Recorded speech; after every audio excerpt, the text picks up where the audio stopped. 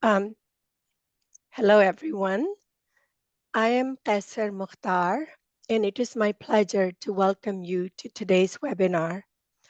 I want to start by acknowledging my TEFINET and CDC colleagues, Eva Joseph, Lizzie Krajan, and Dr. Acharya for their contributions before, during, and after the webinar to ensure a positive and engaging learning experience. Here are a few reminders before we begin the webinars. As always, please introduce yourself in the chat box, write your questions in the Q&A tab, participate in poll questions, and complete evaluations. Your feedback is important to us. And remember that we will send you the webinar recording link a few days after the webinar. We will also show you where the links are posted. Next slide, please. Before introducing part 2 of the 6-part series, I must mention part 1 from January. We never imagined that within 20 seconds of opening the webinar, we would reach the maximum capacity of 1,000 participants. During the webinar, we received nearly 100 questions and almost 600 participants completed the evaluation. We're grateful for your interest and active engagement. This kind of success shows optimal synergy and teamwork when 1 + 1 does not equal 2, but 11, and it is due to mutual collaboration and respect. I'm honored to be part of this professional development community and how we are learning and growing together. We thank TEFINET for increasing the capacity limit to allow 3,000 attendees. If you registered for part 1 and could not join the session, you still get the credit for part 1 and work towards the 100% attendance score to get the certificate of participation. Next slide, please.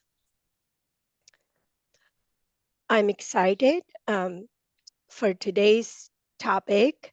It is one of my favorites. Bias in epi study can diminish the validity of study results, and they can happen at any stage of a study. So we must learn to recognize what they are, when and how they can occur before we can address and minimize their effects. With that, it is my pleasure to present to you Dr. Daniel Lackland and Professor Welton. Over to you, Dan. Thank you. Thank you very much, Catherine. Again, it's our pleasure to be a part, and thank everyone for joining us today. And we will move right into it. This is an exciting part. I think one that is certainly a favorite of Dr. Welton and myself as well. So here we are. Our typical disclosure that we will always bring in that these are the parts of us and it's not represent anything from the CDC.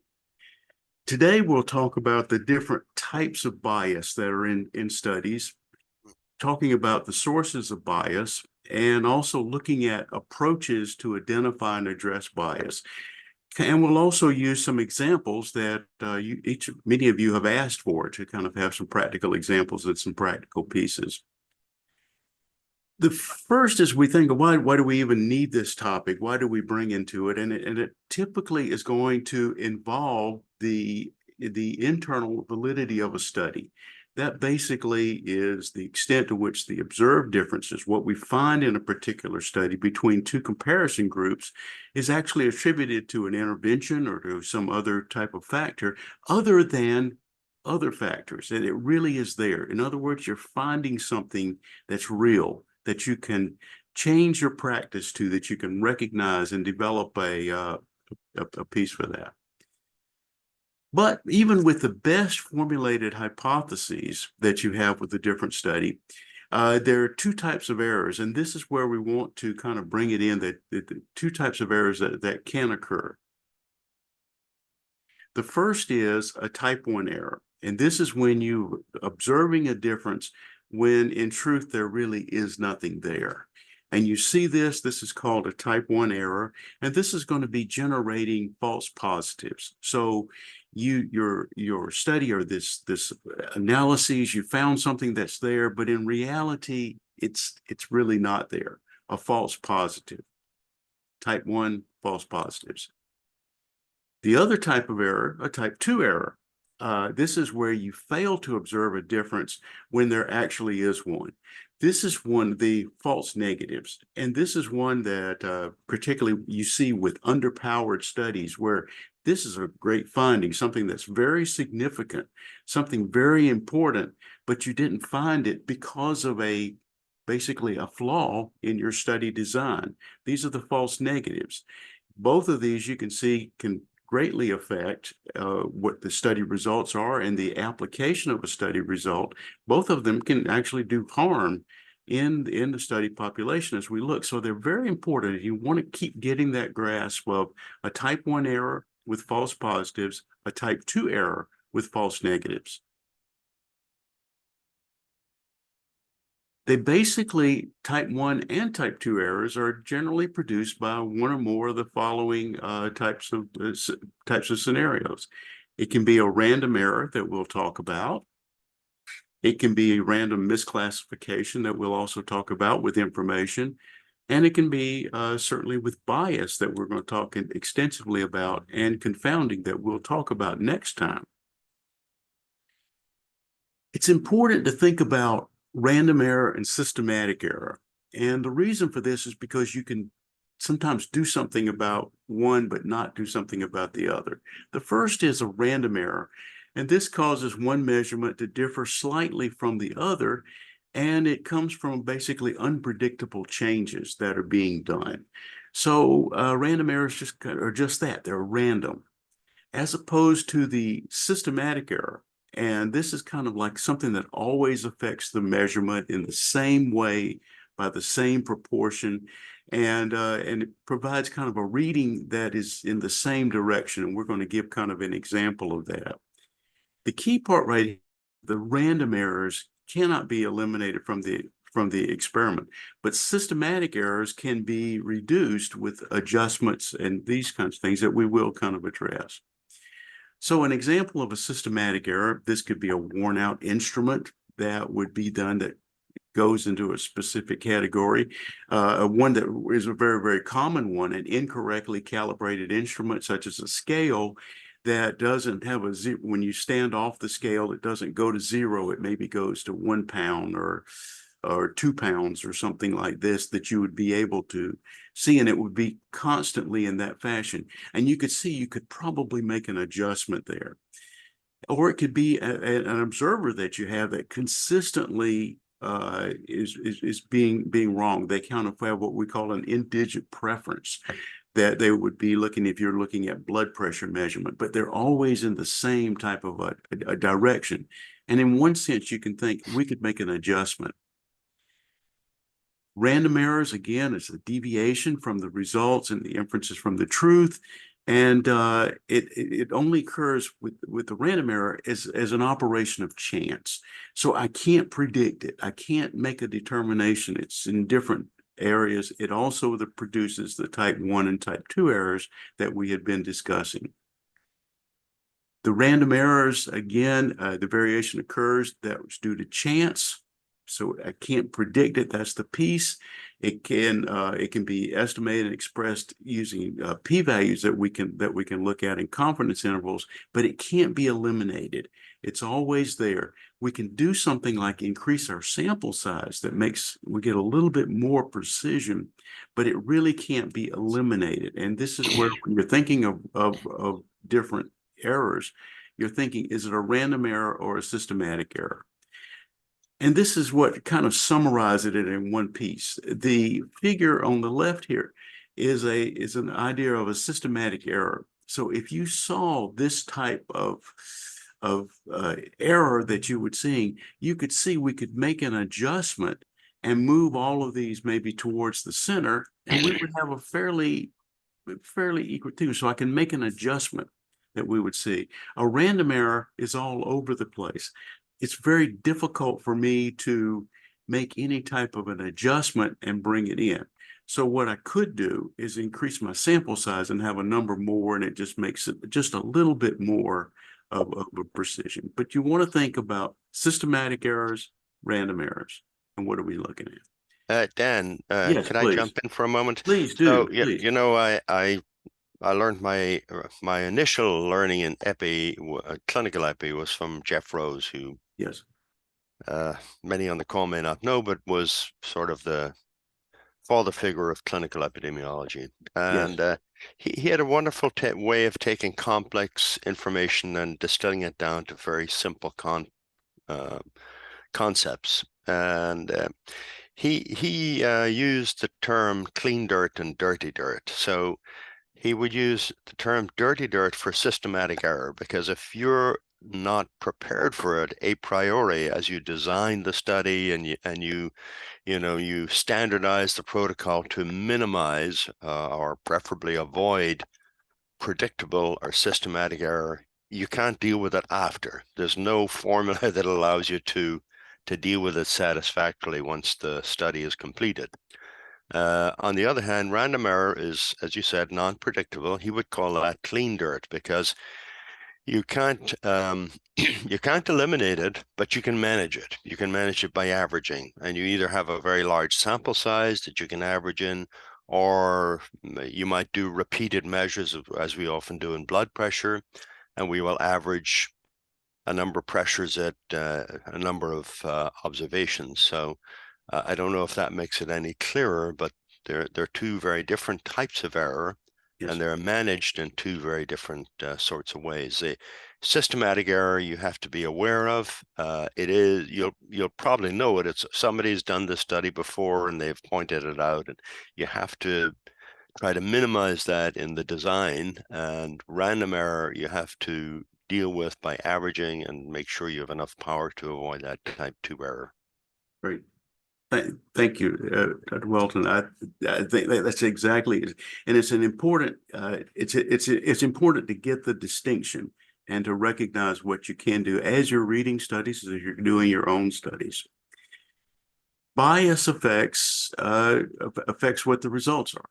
And the biases that we will, that we address is the systematic, non-random deviations of the results and inferences from the truth, the processes leading to such deviations, very similar to what Professor Welton was referring here. As we look at what bias is going to be bringing in and bringing in these pieces that's here. Bias is basically any trend in the collection, analysis, interpretation, publication, or review of the data that can lead to conclusions that are systematically different from what the truth is trying to tell us. So there's something different. So it's due to the bias, not from what we're actually finding. So it's a really important topic, and very thankful that that each of you have asked for this, or some of you have asked for this. The focus of bias is an artifact that is some part of the research process, again, assembling, collecting, analyzing, that produces basically an error, produces a result that's not quite there. Bias can either produce, again, this type 1 or type 2 errors that we've introduced to the discussion. The types of bias that we'll talk about today, we'll talk about selection bias, talk about information bias, recall bias, observer bias. Let's start with the selection bias, which is a real popular. This basically occurs when the selection process for subjects does not have an equal probability of selection. It's biased. So the selection offered a biased group of individuals. So here is one. Here is our piece. This selection bias can be any aspect of the way that the subjects are assembled or collected in the study that creates a systematic difference between the compared population that is not due to the association under study. So you're bringing in, and we're going to do an example that I think may help it. So you've got a selection bias everybody's not equal. Everybody didn't have it. We thought we were taking a sample of everyone. In reality, we didn't. We had what we would call also a select sample, if you will. So here's an example that we would like to use. I think it's a reasonable type of an approach. An investigator would like to know if individuals in a region of the population are aware of the warning signs of a stroke and what we refer to as FAST, which is these are the warning signs: face drooping, A for arm weakness, S for speech difficulty, and T for time to call 911 in the US or wherever, basically calling for an emergency type of service. So the idea is, does the population know these signs? Do they know this, or do we need to have an additional campaign? And this is going to do it. And the idea is to base that campaign on a telephone survey. Going to do a telephone survey, which are done quite often, this kind of stuff. Nice type of an approach, an important topic. You want to do this information quickly, and you're going to want to design your campaign to increase stroke awareness all about. Sound pretty good. So the idea, the methodology is we will identify 1,000 residents in a particular area. And we're going to use professional interviewers, and they're going to use a validated questionnaire to ask these questions about validated and tested questionnaire to ask these questions about the stroke warning signs. So our selection, we're going to select we're doing a telephone survey. So what are the parameters or piece for doing a telephone survey? Well, the first piece is you have to have a telephone, or you have to have a phone in order to pick it up. The next one, for those of us who do telephone types of surveys, you have to have a telephone number to call. There are random digit dial telephone numbers, and some people would like to use that where it's generating the number there. Others look from an actual list of telephone numbers, and you want to make sure that you have on the list. But you have to kind of look, you have to either have an available telephone number from a list or a generated number from a random digit dial. Some of you may say, I keep my number to myself, and so you have a secret number. But anyway, this is there. So the available number, you have to have a telephone, have to have a number. The next piece is you have to be available to a call. So if you're in the clinic, or you're in your office, or you're doing a field site, or you're doing what you're doing during typical working days, you have to be available to take a call. Further, you say, well, I'll just call everybody at night while they're sleeping. I don't think you still, if you're sleeping, maybe you're not available for a call. This is a different way to consider. So now we have two more. One more, you don't have caller ID, or you do not screen your calls. I suspect many of you that have your phones, I suspect you screen your calls fairly regularly. So if you saw the Lackland survey come up on your identification or a number that you've never heard, you probably screen your calls and don't take that call and get rid of it. So this selection would require someone that does not screen their calls. And then finally, if you don't screen your call and you answer the phone, you have to agree to participate in the actual survey. So what does this happen? So we could work together to see, do we have perhaps a selection bias with this approach? Well, people that don't have a phone, one consideration for not having a phone is you can't afford one. So I have now eliminated perhaps some people that cannot afford a phone. The availability of the number. So some of you don't put your numbers out on different types of lists, or restrict your number from going onto a list, or it's difficult to generate. You have a special type of telephone number. Again, eliminating a large group of individuals. Being available to receive a call if you're a worker, if you're employed, if you're a student. being available, you're not really available all during the types of do it for having this. So I've eliminated now another large group. People that do not screen their telephone calls. That's getting to be pretty much of a minority in a number of individuals. Most people participate in the survey. And then you have to agree to participate in the survey. You pick up the phone and you say, yes, I'm going to give you 15 minutes of my time and answer these questions, eliminating another group.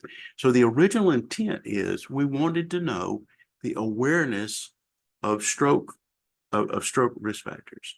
And we were going to, and so this would be for the entire population. This was the methodology we chose. Do we have a selection bias? I think we have a selection bias there, and that this would give us a very select group of people answering these questions that might not be where we would look.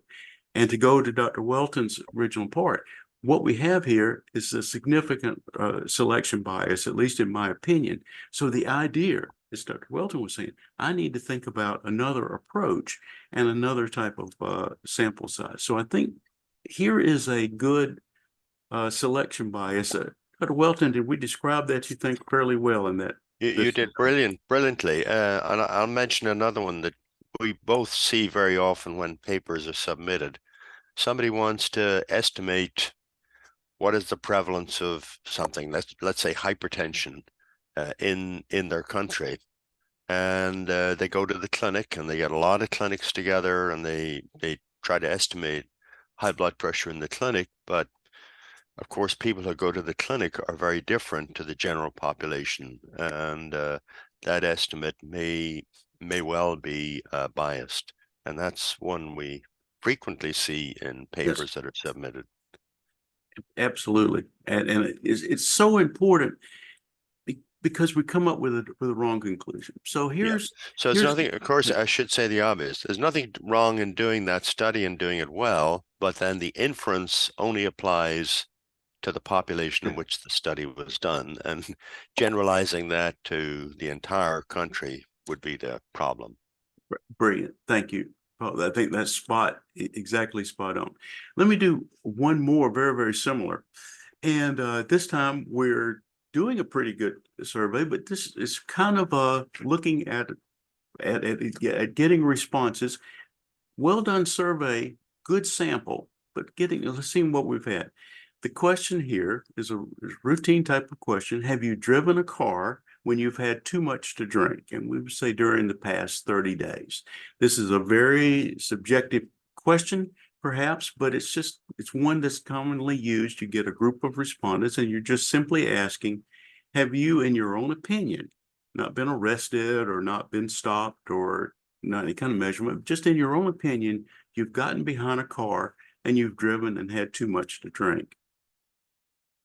Well, when the assessment was done on a Saturday night sample, 200 individuals in the population, they came to a conclusion of 0.5% indicated that they had driven a car when they've had too much to drink. We assembled a group of 200 people, got this response on a Saturday night. When the survey was repeated on Wednesday night with a different sample of 200 individuals on a Wednesday night, it now came up to be about 4% of the population. So what should I do? Should I take an average? What should I do? What seems to be going on in here? Is it different people, different responding? Well, yes, it probably is a different sample. We have a selection bias. On Saturday night, while the folks are out drinking perhaps, whatever, and kind of going out and partying, the folks that would then assemble themselves on a Saturday night probably aren't drinking. And so they're giving us this very low type of a response. Whereas on Wednesday night, the folks that were out on Saturday night, perhaps drinking, maybe they are reporting this. Just as an example, we don't know the answer here, but that would be one suspect. And we would think in this particular case that that would be a selection bias if that were the case. Another way where we've selected the process, great survey, good methodology, but as Dr. Welton was saying, the conclusions are not what we are very, very select. So these individuals. So I put this down, and we're going to talk about these, but to kind of bring in these multiple ways of selection bias that we've talked about. There's a selection of comparison groups, the control groups that are not representative of the population. And you see this is a control selection bias. There are many studies where individuals are lost to follow-up in particular cohort studies where they stop coming in, and it could be related to outcomes. It could be related to different exposures. This is a loss to follow-up bias, and we'll talk more about that. There's a refusal, non-response, or agreement to participate bias that's related to the exposures, a self-selection bias that we'll talk about. And one thing is, as Dr. Wilson has kind of inferred already, the healthy worker effect, where people are employed in a cohort, they're healthy workers, and perhaps they're part of a selection bias as well. I'd like to talk about one that we see quite often. You think particularly you see it in clinical trials and variety. It's kind of a selection bias. Some people call it a publicity bias. And this is basically individuals referring themselves to investigators following the publicity about a particular study or the recruitment for a particular study. In one sense, a self-referral of subjects is considered a threat to the validity for the reason that the self-referral may be associated with the outcome under study. So you see this a lot of times. We're doing a study. Would you come in and be a part of our study? We're doing a study. We'd like you to participate. I know in my area, we even see these on the back of buses and stuff that would ride, recruiting for different types of studies, bringing in a lot of publicity and trying to increase that participation rate that sometimes can be different. Here is one, this is a little bit there, and I'll try to explain a little bit of this. This is data from the Nevada test sites, and this is where in the 1950s, the atomic bombs were tested, and people would, the question was, is there an increase in incidence of leukemia among observers at a nuclear test site? And looking at a kind of a volunteer bias. And these were people that would go and watch that for whatever reason. And there was an idea to look at the studies and see what the health outcomes were those people that had witnessed a nuclear bomb test. And you had some people that the investigators contacted that they knew had been there. So they said, we'd like you to participate. And that was about 82% of the sample. But then there was another 18% of the participants in this study that volunteered. They came in and said, I was there, I saw this, I'd like to be a part of the study. They were included in the study. What you found were that those people that volunteered, there were 4 times the risk of leukemia than those that were contacted by the investigators. An example of a selection bias, in this case, a volunteer bias. Just as Dr. Welton said, people that come in have a different feel. They have a different piece. They're not like the other people that were randomly selected. And you could see that the contribution that these volunteers had, very important people, very sincere, but what they did is they greatly affected the results and the intent for what the study was. So a selection bias of one with concern, wanting to make sure that the people that you're selecting in your study are indeed representative of the group that you want them to be representative of. And Dan, Yes. if I could just jump in for a moment. Yes. It's very important to look at what is commonly table 1 in most reports. And it won't deal with the problem entirely, but when you look at table 1, it's usually the characteristics of the participants. What was their age, what was their gender, what was their blood pressure, had they had disease, etc. And so that will give you some understanding of who is in the study and to whom the results can be generalized.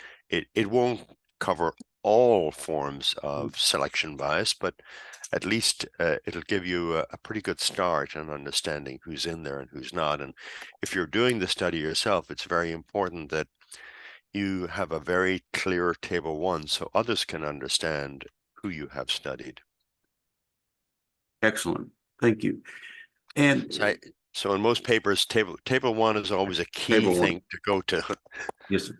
And it's probably what you look at. And I think that's an important piece, Dr. Welton, because that's what we want you to do. In fact, you want to look there and you can do a very, very quick assessment. If you don't see it, everything lined up, you can kind of suspect perhaps that there's a selection bias that's there, particularly when you say that you've done a random selection of the participants. One more very, very common one that we see all the time, the selection bias, basically the healthy worker effect. This occurs again before the subjects are actually identified. And the idea is that relatively healthy individuals are hired, or they become active workers or remain active workers. And so if a person is working, for the most part, generally they're fairly healthy. They're healthy enough to work. They have a good status and they're able to work. And that makes some good sense. Whereas individuals who are unemployed, retired, disabled, otherwise out of the workforce tend to be less healthy, just in a general type of work. This kind of shows it in this piece. This is just a simple study, just kind of put together. And so if you were doing a study looking at a particular exposure, whatever exposure you would like, and I don't want to distract by coming up with, but any type of exposure that you're wanting to study as a potential risk for building it forward. Well, let's look, and you're looking, you say, does this exposure at this work site contribute to the mortality rate? And this is a very common type of people show this. So if I looked at exposed workers at a particular site, and I would see that the mortality rate is 0.05 cases per year.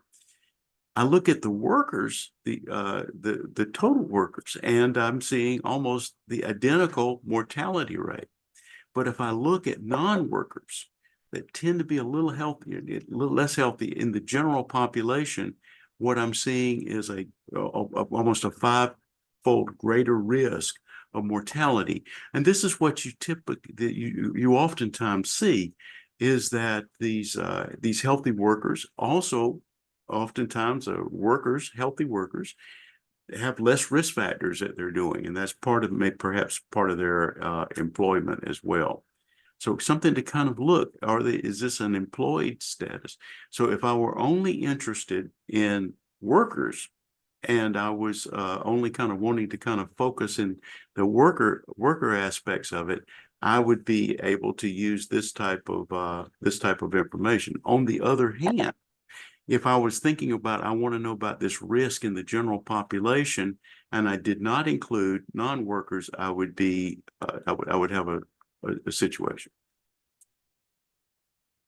Selection bias and the diagnostic bias. And this goes back again to, as we've been kind of talking, looking at this hospital bias, sometimes referred to as Bergson's bias. And this kind of occurs when we're looking at hospital controls, particularly in a case control study. We see it often. If the controls are hospitalized due to an exposure that is already related to a health outcome under study, then the measure of the effect is weakened. And this is a bias towards the null hypothesis of no association. So again, I'm picking out hospitalized controls for the most part. If we look at this bias in a little bit, we think that people in the hospital are likely to suffer from multiple diseases and can engage in unhealthy types of behavior like smoking. So if you're in the hospital for a heart disease or whatever, and then others are in the hospital for cancers or other pieces, there is a part that they're in the hospital, and that might be related to an unhealthy behavior such as smoking. That the people that are in the hospital are there. Doesn't mean everybody in the hospital smokes, just means that this might be a little greater if we were looking at a particular case. As a result, people that are going to the hospital, that are being hospitalized, and this is the key point, are atypical of the population in the community. They're different. Again, kind of a selection bias, in this case, Bergson's bias. In this, kind of a follow-up type of bias too that we occur. This occurs when there's a differential loss to follow-up that's related to the exposure. Study design should minimize this bias by assuring that all groups are followed with a strong vigor. We'll talk a little bit more about that. In our follow-up bias in clinical medicine research, loss to follow-up refers to a person that has not yet returned for continued care or evaluation. What happened? We're having a study. We've been following these individuals over time. We lose them. Did they die? Was there a disability? Oh, excuse me. What happened there? Okay, did they lie? Did they relocate? Did they just simply drop out? And we'll talk more about this as we go. Also, we have our non-respondent bias, and this is when people just don't respond to a survey. I imagine many of you get annoyed with the surveys. You just don't want to participate. Non-responders, perhaps in some cases, are typical of the population. So responders would be atypical of a particular population. Loss to follow-up again. This is when the researchers lose contact with the participants in a trial for whatever reason that we've been talking about. We just lose them, and we don't have them coming back in. And what you do is your planned data collection pretty much is incomplete. This is where a lot of things, and I know Dr. Welton sees this apart. What do? You have missing data. I don't know what happened to that person. It's incomplete. I'm not sure what was happening. What was that piece? So what do you do with that data? Do you assume they died? Do you assume they lost a follow-up? Do you assume they're okay and they just didn't participate? And you can have entirely different outcomes. Another selection bias is what we call the prevalence and the incidence bias. And this occurs when prevalent cases are used to study exposures and disease types of relationships. The idea is that once a person is diagnosed with a disease, they may change their habits that they perceive contributed to the disease. And so if they had smoked, they stop smoking. If they were drinking, they stop drinking. Perhaps they lose weight if they've been diagnosed with diabetes, or these different aspects of it. So prevalent cases, in one sense, as you look at it, only represent survivors of a particular outcome, a particular type of piece. And they can be survivors, as you well know, are atypical with respect to a particular exposure than what the usual population would be. And bias occurs when the individuals with severe or mild diseases are excluded, resulting in an error estimating between the exposure and the outcomes. You can see that you have these different conditions as you're beginning to follow, kind of that prevalence or the incidence. You easily find this in a study when you look at what the outcome, what the cases are. Are they prevalent or are they incidence cases, which should be very defined? Let's do an example of one of these biases that we have. So we have a colorectal cancer and the use of NSAIDs. This is, here's a proposed case control study. And the question is, do patients with colorectal cancer have a higher use of NSAIDs and thus a higher risk from NSAID use? These are people who are taking people for pain, for whatever it's going to be while you were using some NSAIDs. I think a reasonable question. We're looking at colorectal cancer and looking at the use of NSAIDs. In this particular study design, we're going to do all of this with hospitalized cases. In this first design, we're going into the hospital and we're taking colorectal cancer patients that were admitted to the hospital. The controls, the comparison group that we wanted to see were patients admitted to the hospital with arthritis. Okay, they're in the hospital, they've been admitted, and they're both groups have been admitted into the hospital. One group that has our cancer patients, colorectal cancer patients, our cases, our controls are patients with arthritis where the primary admission was due to arthritis. Well, perhaps we have a big selection bias here. Our cases, again, are colorectal cancer patients that were admitted to the hospital. Our controls were patients admitted to the hospital with arthritis as the primary admission. The issue is that patients with arthritis will have a higher exposure to NSAIDs. They're controlling their pain using NSAIDs from their arthritis. The issue will be that because of this, because the controls are using NSAIDs atypically from what the population would be, or what the comparison would be, we'd have an error where we would have a erroneous lower effect. We would have an odds ratio that would be lower simply due to the study design and the inappropriate selection bias of our controls. Likewise, we're going to do study design number 2. Case is the same, colorectal cancer patients admitted to the hospital. In this case, we're going to take our controls. We're going to say, hey, let's keep it with the GI system. Okay, so we could really kind of match up those controls very similar. Now I'm going to take patients admitted to the hospital with peptic ulcers.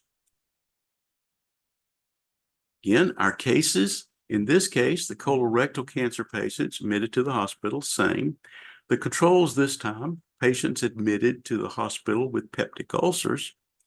The issue is that patients with peptic ulcers typically have a lower exposure to NSAIDs. They're going to avoid the use of NSAIDs because they have peptic ulcers. In this particular case, now the selection bias will increase that odds ratio and make it look like the association is even higher.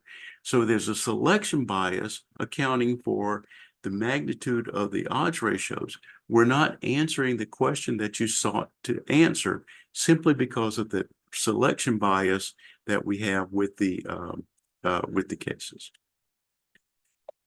Do one more just to kind of ask for examples that are really very, very common, and I think this is just another. This is a case control study looking at multiple sclerosis, and the questions are there factors that predict the progression of multiple sclerosis? So we're going to take a cohort, a patient cohort of MS patients.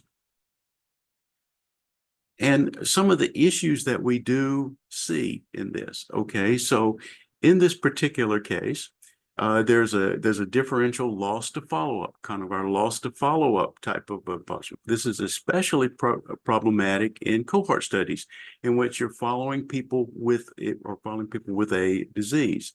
The subjects in this follow-up study of multiple sclerosis may differentially drop out due to disease severity. So as the disease gets worse and worse, they may drop out and not participate. And this would be a selection bias based on attrition. Less so that with the follow-up, but again, a selection bias in the study design in that we have a significant number of people that are dropping out because of the condition. Another, just to kind of go right there, we asked the question, looking at the prevalence. In this case, we're doing COVID. I know this is a little different than the NCDs we're supposed to be talking about, but just to kind of bring in here just another example of a bias that could be here. The question is, what is the prevalence of COVID in the neighborhood population based on a validated antibody test? You have a part, you have You have people coming in, you ask for volunteers who would like to volunteer. So you have a situation where you want to determine the prevalence of COVID-19 at a given period. You ask for volunteers for testing, you find no antibodies. Do you make is it correct to conclude that there is no COVID at this location? Probably the answer, well, not probably, the answer is no, because you used volunteers. You had people that volunteered to come in. Many of them maybe just wanted to see it, but it would not be representative of the population, as Dr. Welton has been saying. Another example that we could see when we're looking at these, looking at the biases, asking the question about vaping, common practice, and pulmonary disease. Let's do a case control study for patients with pulmonary disease as documented by lung images. So, do patients with pulmonary disease have an increased association with vaping? Well, this might be one of the diagnostic or workup type of bias. Kind of thinking about this could occur when the subjects are identified for the subjects. You bring them in. The diagnosis, the case selection could be influenced by the physician's knowledge of the exposures, not bad intended, very, very straight intended. The case control study, the outcome is the pulmonary disease with exposure to vaping. If the radiologist that's reading the images is aware of the patient's vaping status when reading the x-ray, they may look more carefully for abnormalities on the x-ray. This is just a common practice that you see all the time. You're aware, the observer is aware of what of the practice of this, and so there's no, you can see where this is the importance of blinding, but something that does kind of come in, and that you could see a workup or a diagnostic a bias here. Dr. Welton, I know you see this a great deal in many of the studies that you review and bringing it forward. I guess they avoid the importance of blinding here. Right. Yes, exactly.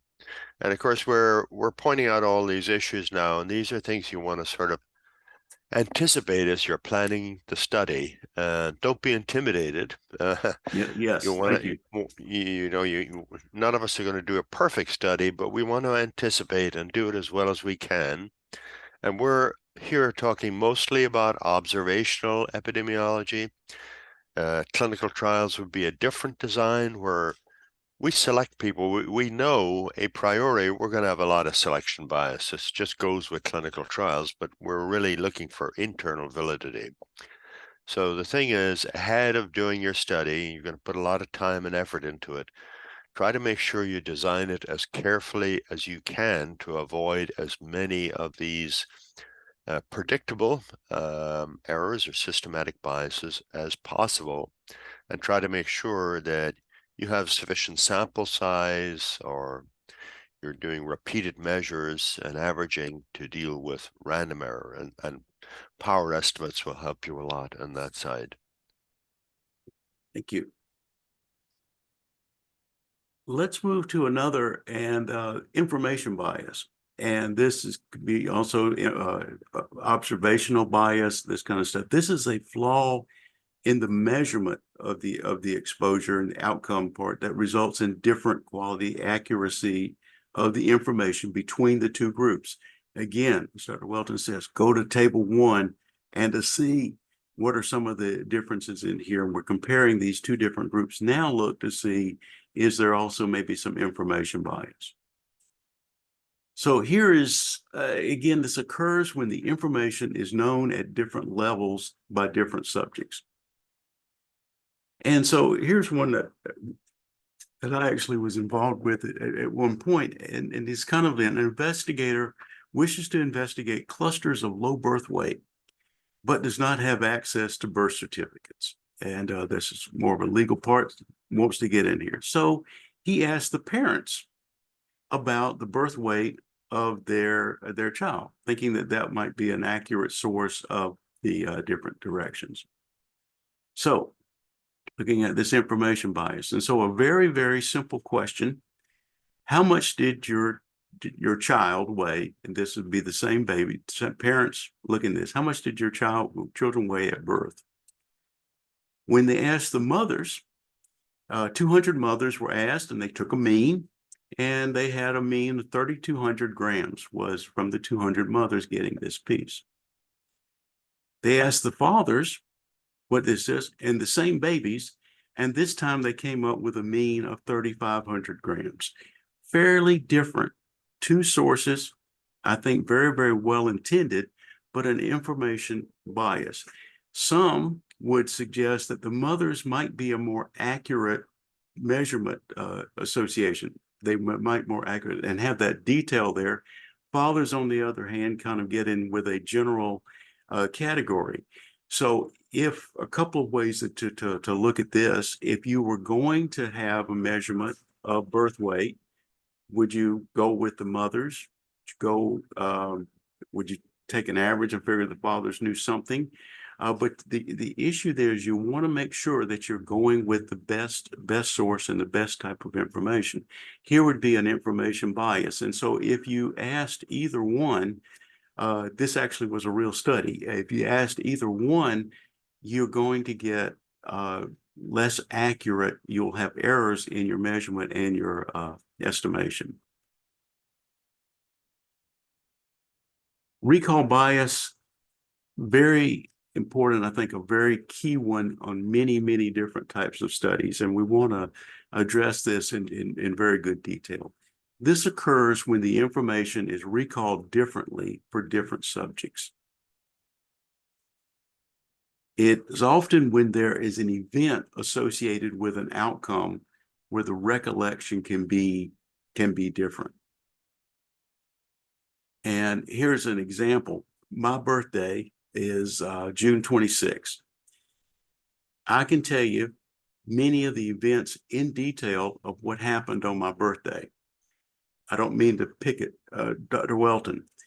Dr. Welton, can you tell me anything you did on June 26th of 2023? I don't even remember the day. That's it right there. So if we were recalling this, and you're saying on these kinds of events, and there's a number of studies we're going to do an example, but there's one major study, a stroke study, where you were asking individuals to recall what happened at the time of their stroke. And then you compared that with another group that your controls were people that did not have a stroke and were asking to recall something at a given date. And they weren't able to do it. And it was a recall bias. And again, because if you've had a stroke, you can remember everything around that occurrence, everything in great detail, because you have a reference, you have something to be a part of. This is a common one.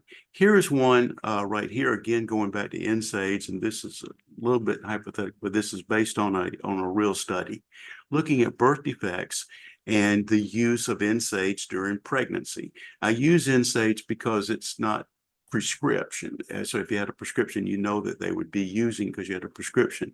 NSAIDs would be more of used as needed. So the question is your case control approach and looking at this recall bias. And the question is looking at the use of NSAIDs during pregnancy. The mothers that had a birth defect, 200 of them, 10% said, I used NSAIDs during my pregnancy. Mothers without a birth defect or had a fairly normal pregnancy and child without birth defects, they reported at 5%.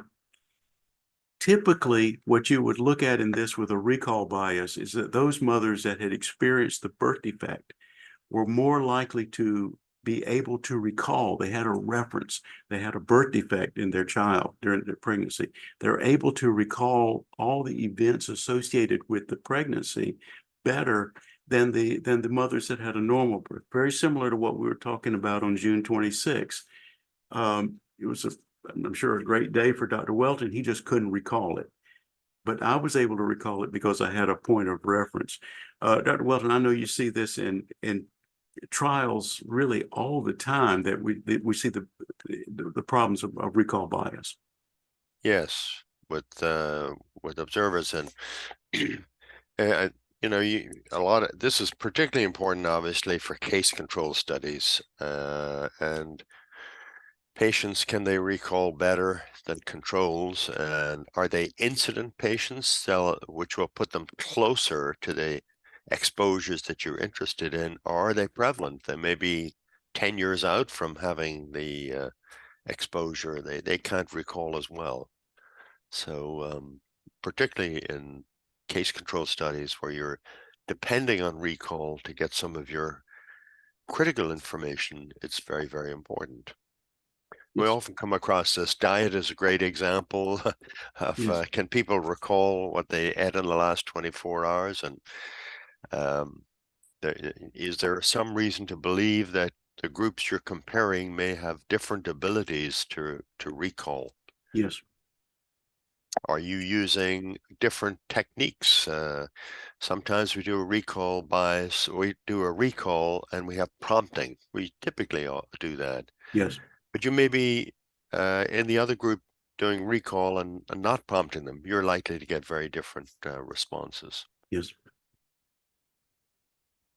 Again, potential recalls because they have a reference and they can recall with greater accuracy. Do one here, an observer bias. This is when the observers have different techniques and levels of quality. Put this one kind of towards the end because I know Professor Welton sees this one all the time in many of the different studies. It's so important to make sure that that these pieces are here and in the quality of the review. This is one where it's so important that your observers are trained and are skilled at the same level and do it. So here's one just to kind of some different people, and you can see this. This is a comparative performance. This is a radiology types of study, and blood pressure is right there as well as many other types of things where there's the potential of a observer bias.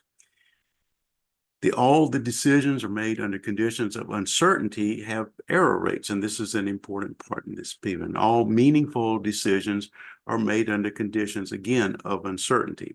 The ability to measure observer performance in the diagnostic imaging is one of the issues that's initiated in the medical decision process. So you have a diagnostic there, and you're going to do something very, very similar in this piece. You have the uncertainty, you do the diagnostics, and you build it forward. But here's an example just out of here, just to give you one of these pieces. So we're all looking at the same, or everyone's looking at the same image. This is just a look at radiologists. So we have the top 20 radiologists in a particular group. You have radiology residents, and you have the bottom 20 radiologists of the group. So you got the top 20 and you got the bottom 20 in a kind of a large group. Nice study, all kind of put together very well. So they're all looking at the same image and the abilities to address this. Looking at it. So we're looking at an ROC curve, and that part's not there. But with the closer we want to get in here to the upper left-hand corner, the better the reviewers. And so the top 20 radiologists do pretty good. That's who you would like to see reading your reading your images. The bottom 20, right up in here, this kind of little dash lines of the bottom 20, the radiology residents actually read the images better. They were doing a little bit better than the bottom 20. So if I was doing a study and I said, we're going to just have radiologists read the images, I think Dr. Welton would criticize me here because there's a different degree of what they would be reading. There is an observer bias that seems to be quite evident. And I know, Dr. Welton, you see this very often. Yes, and of course, We'll be covering ROCs, or receiver operating curves, in more detail later in the course. So I think just say people don't have to worry about understanding exactly how we generated this slide. Yes. But we do. It's a common issue, and we can often test for the effects of this sort of issue later on to try to understand how much what problem it might have been in the study. Yeah.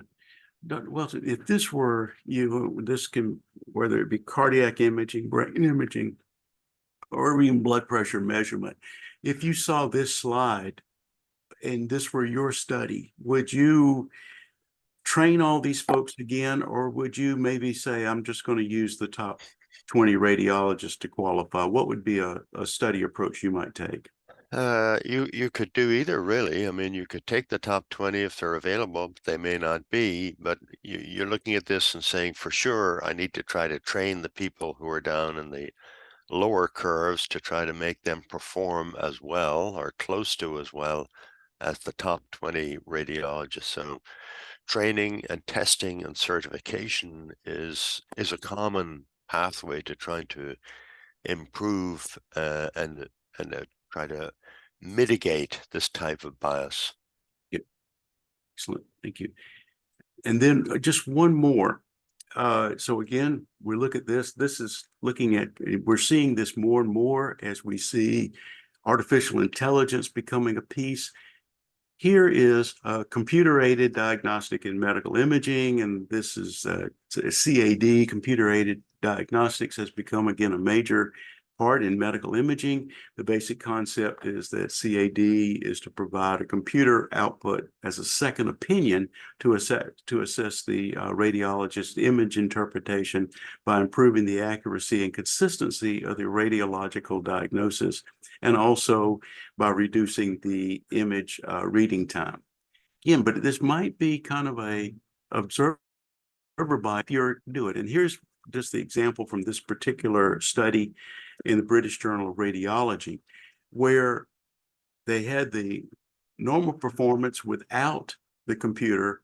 When you add the computer, you clearly can see an improved diagnostic that you have in here. So the piece that you would think of the observer bias is that if you were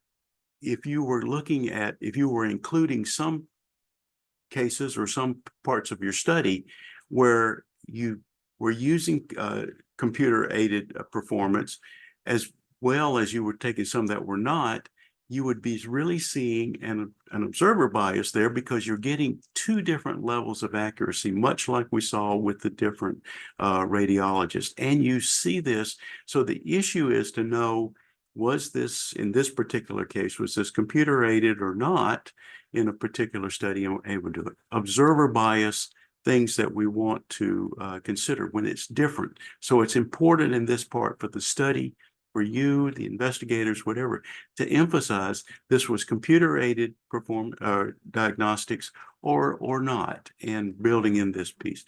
Most likely in this case, I would say with the technology, probably the computer-aided I would like to go with, because it seems to be very significant in adding the validity of the study measurement. So kind of in summary where we are here, thinking about the importance, the awareness of type 1 and type 2 errors in studies, recognizing that bias should be considered, and those biases that we went over today: selection bias, recall bias, information bias, and observer bias. And as we get this, we're going to do some poll questions in just a second. But I want to say you've been wonderful. This is a magnificent group. What we've decided, because we have so many great questions, we are going to provide an answer to each question and post those on the website of the World Hypertension League. There'll be questions, and then we'll also put select questions in the WHL newsletter and address those pieces there. But so this will always be available to you. You can look at all the questions. We'll do this after each session. When you write your questions, and we will respond to them in writing and post them on this on this link on the World Hypertension League website. This is the newsletter that we will get to you. We'd like to, in the newsletter, we're going to have a dedicated session for this program where we take select questions, select findings that we have and put in here. So we hope you will use this as a resource that for some of these topics. And we would certainly welcome any input that you would have of how we can better share with you this information through the newsletter as well as the website, something that we want to do. And then finally, I know Dr. Weber's excited about this as well. We want to announce our the 6th World Hypertension Congress, which is going to be in India in February 21 through 23 in 2025, next year, about a little over a year from now. It's going to be exciting what we're going to have at this program, and we'll share more and more as we go through each of the different sections each month. We're going to have a morning session for this kind of on writers, early career writers, how you write a paper, how you submit a paper, and how you revise a paper, how you review a paper. We'll do these breakfast sessions each morning. We would love to have you attend and participate in person. And we think it's just a really exciting type of opportunity. President Welton, anything you would like to say? I know you've been watching the Congress. No, fantastic job, Dan, as always. Hopefully, some of you will be able to come to the Congress. We'll have editors-in-chief there, a couple of them, and of course we have an official journal that will be there and publishing abstracts. So I think you could learn a lot. I just say, in summary, you've pointed out a lot of important issues this morning. Sometimes when we have all these issues, it can be overwhelming. You say, oh my God, I can't do a study. I just, there's so many issues. But the thing is to try to anticipate them. Oftentimes you go to the literature, look at people who've done studies like the one you're contemplating, and see what they've done to try to deal with many of these problems. And I think you can learn a lot from the prior experience of others. And the thing is, get your protocol written and then you share it with smart colleagues and they'll give you advice if they spot problems. So I think what Professor Lackland is emphasizing, I agree, is luck favors the prepared mind. So you want to be prepared carefully before you invest the time and the effort in doing a research project. Don't do it sloppily because you won't get it published. It's not going to pass the smell test. If you do it carefully and you put the time into anticipating problems and trying to deal with them, you'll be in very, very good shape. Excellent words. Folks, I think we're ready for our poll.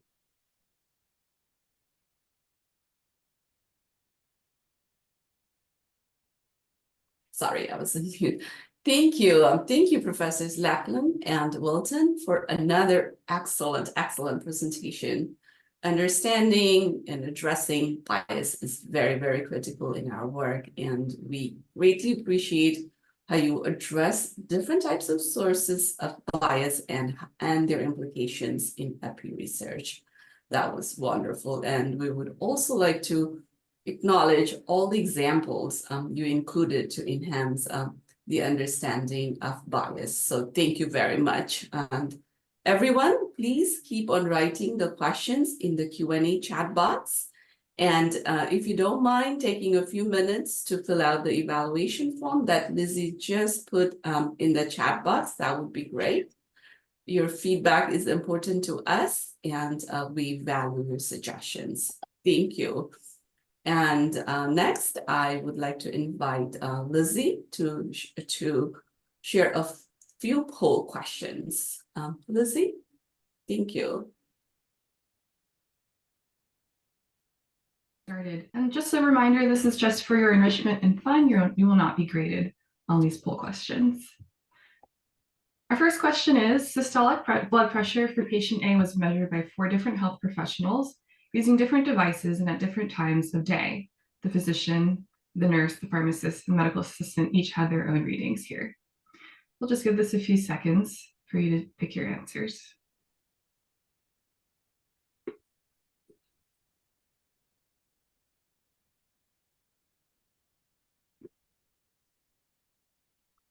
Okay, I'm going to end the poll now. And Dr. Lackland, I'm going to turn it over to you for any comments for our preferred answer. Great, thank you. And I know, Dr. Welton, this is one that we look at quite well. Okay, good. So we've got a variety of answers. The first one, and Dr. Welton, if you'll just kind of add with me too, the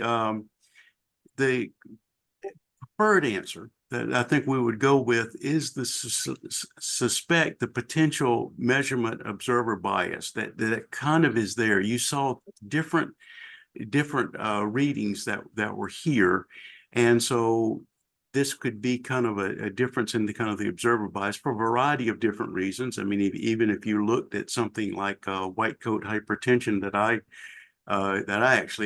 actually have, where the physician, the blood pressure values tend to be higher. Dr. Welton, this is one I think that's really core almost in our meeting right up in here. How do you feel about these and some of the responses that we have?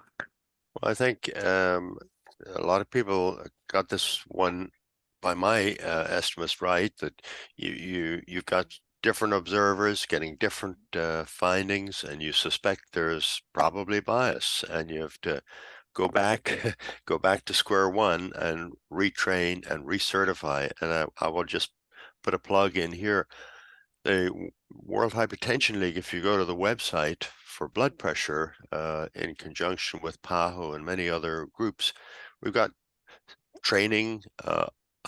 We've got a training course there that will allow you to train and to certify. So this is very important with blood pressure, where we know a priori there could be a lot of error, to try to minimize that error. I think it's agree. I think a very good approach. Taking the average, I would kind of say maybe not, because you potentially could, but if you suspect a bias there, an observer bias, I think you want to go to where Dr. Welton is suggesting, that retraining and kind of building in that and suspecting that next piece. Let's go to the next question, and probably we'll give you a little bit more time. I know several people were kind of slow, so we'll go to question 2. That sounds good. An investigator is determining smoking habits in the general population. He's using a validated interview instrument, and the study participants only include health professional employees at a local academic medical center. What is your reaction to the methodology of the assessment? We'll give this a little bit more time for everyone to give their answers. Great.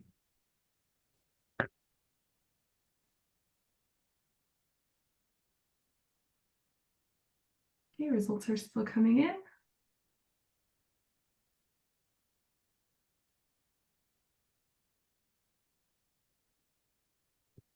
I'll give it 10 more seconds.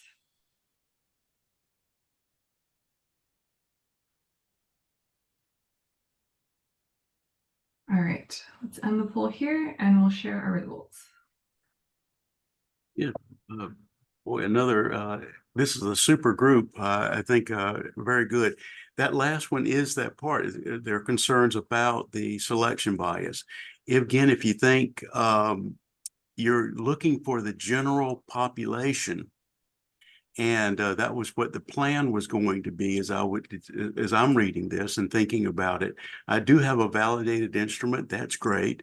But the participants are all health professional employees. So their smoking habits, typically you do see a difference in smoking practices in health professionals as opposed to the general population. So there would be some type of selection bias that I would be issued in. Dr. Welton, your thoughts on this particular scenario? Well, I'm very pleased to see the results, because we don't always get every question right, but most people seem to get this one right quickly. So that's fantastic.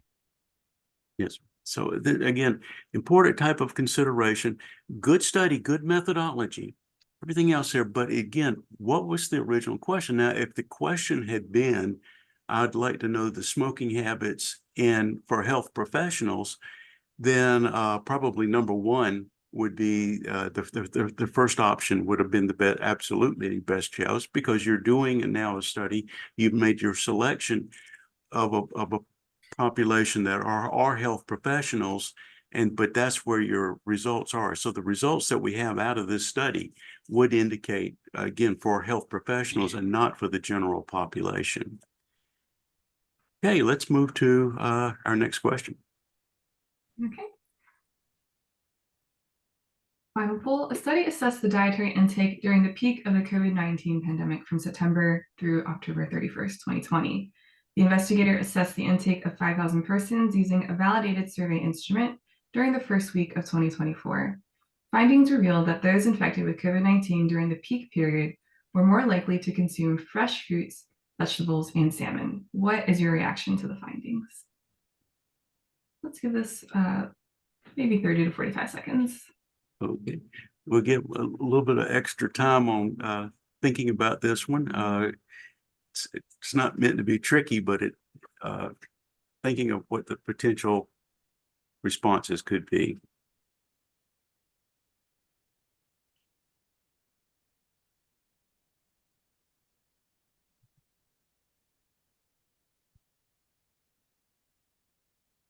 The results are still coming in. We'll give it a few more seconds or so. Sounds great.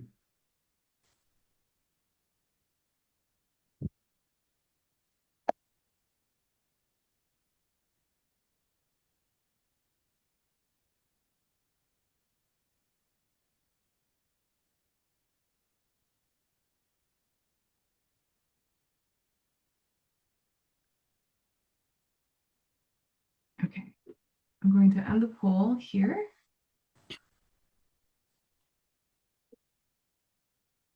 Okay.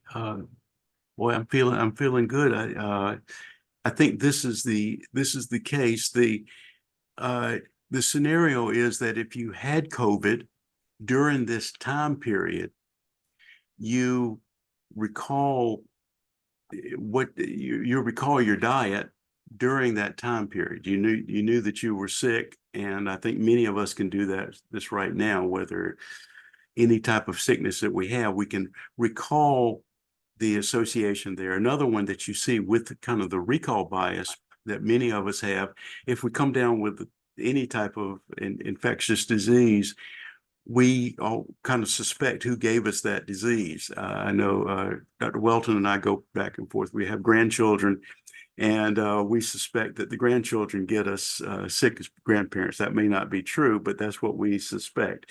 And we're able to recall a lot better when you're kind of sick. And I think many of you are the same way. When you have that kind of disease, you're able to recall.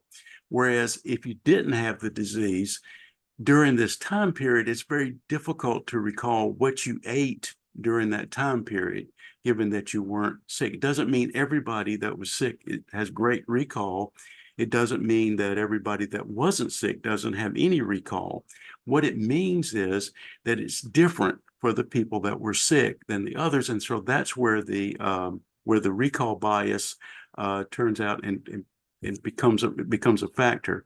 Again, another place where we're seeing recall events happening. This is actually kind of a common thing with a number of COVID studies that I'm involved with right now, where recall is different for the people that actually had were actually sick versus those that were not sick.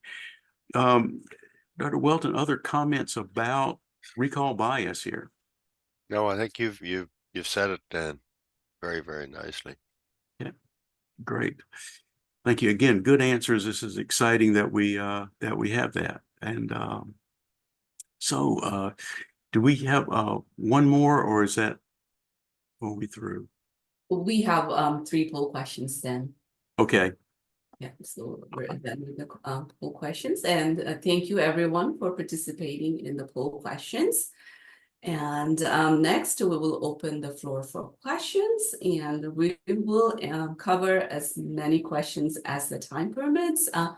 We have a total of about 72 questions in the chat box, but hopefully we'll get to maybe 2 or 3. As Dr. Lackland mentioned earlier in the session, you will find the answers to all your questions on the WHL website.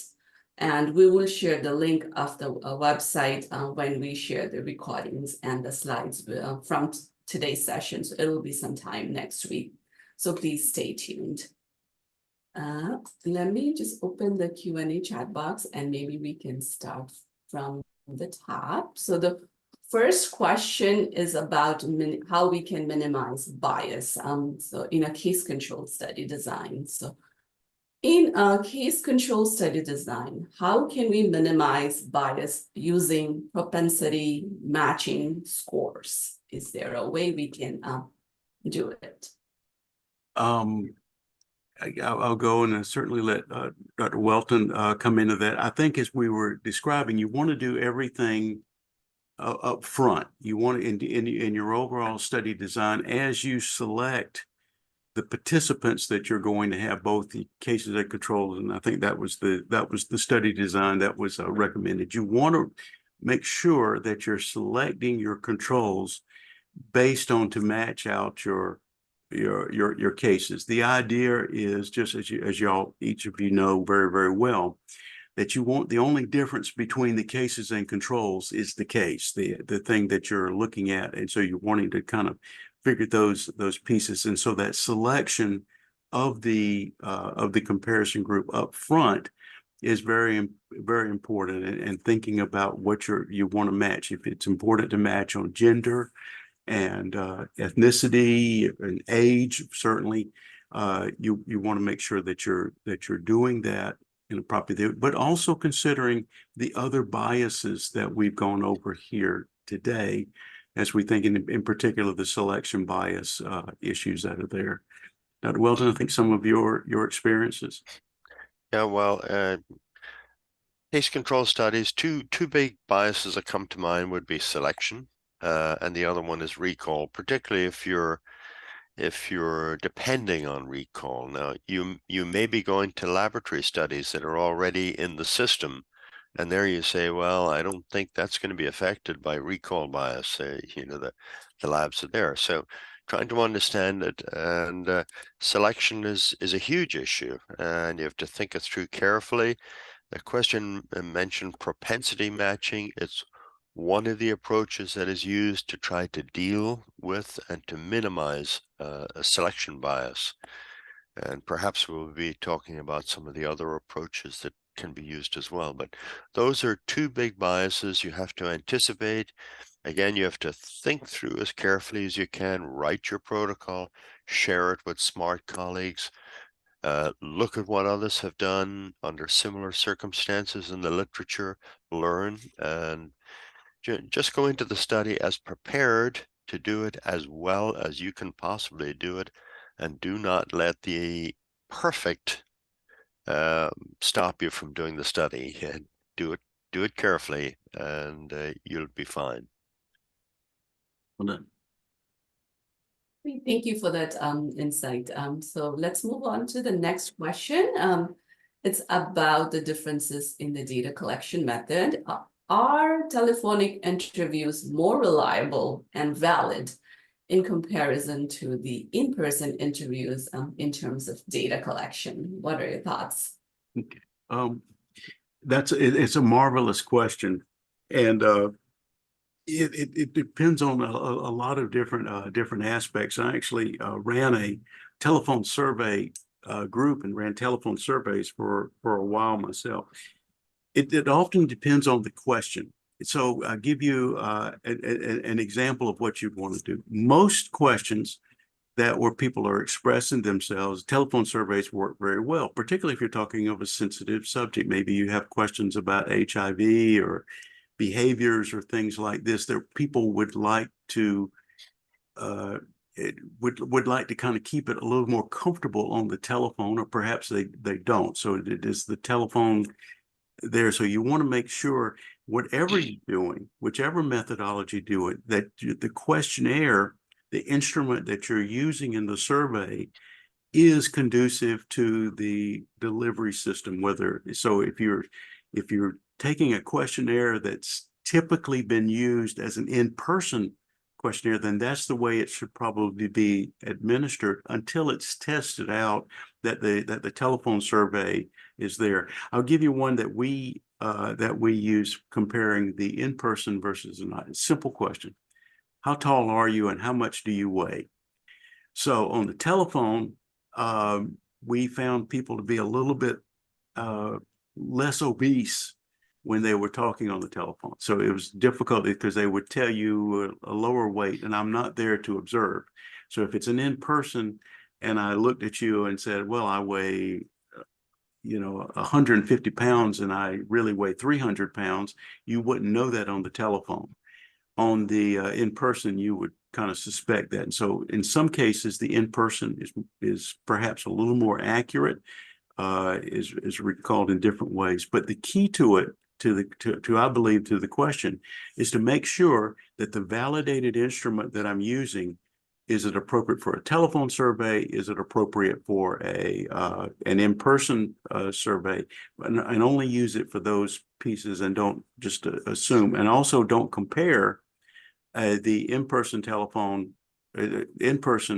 the telephone survey. At least be suspect of how the data were collected. Dr. Welton, you may disagree with that. I don't know. No, I never disagree with you, Dan. So I think, go to the literature and see if people have looked at this. For many of the variables you'll be interested in, you will find that somebody has compared telephone survey responses to in-person responses. And maybe for the particular variable you're interested, they found that they're equally good. Maybe they're not equally good. I think Dr. Lackland provided a very good set of examples of where you would anticipate a priori that one might be very different to the other. So again, just be aware of this, be thinking about it, know which approach you're going to take. Is it going to be sufficiently valid, and is it going to be sufficiently practical? Don't pick one that people have repeatedly said in the past, that's not a good way to get the information. Right. Great, thank you both. So we might just have time for those two questions, but please remember, we will share the answers to all of your questions, so please keep those coming. So finally, here is a quick reminder about our next webinar session, and it is scheduled for March 14th. Please note that our March session is not on the third Thursday of the month, but it is on the second Thursday of the month at the same time. And please remember to mark your calendar, register, and attend the session next month. The focus of the next session is on confounding, and I'm sure WHO faculty will have very interesting examples and concepts to cover about confounding. This really concludes our seminar today. I'm sorry, the webinar today. We thank WHO faculty and everyone who participated in today's session. We really appreciate your time and attention. Please feel free to write any questions to us about the webinar series, and we look forward to seeing you all next month. And please remember to complete the evaluation form if you have not. The link was shared in the chat box. And thank you all for attending. Have a wonderful rest of your day, and goodbye. Thank you. Thank you. Thank you.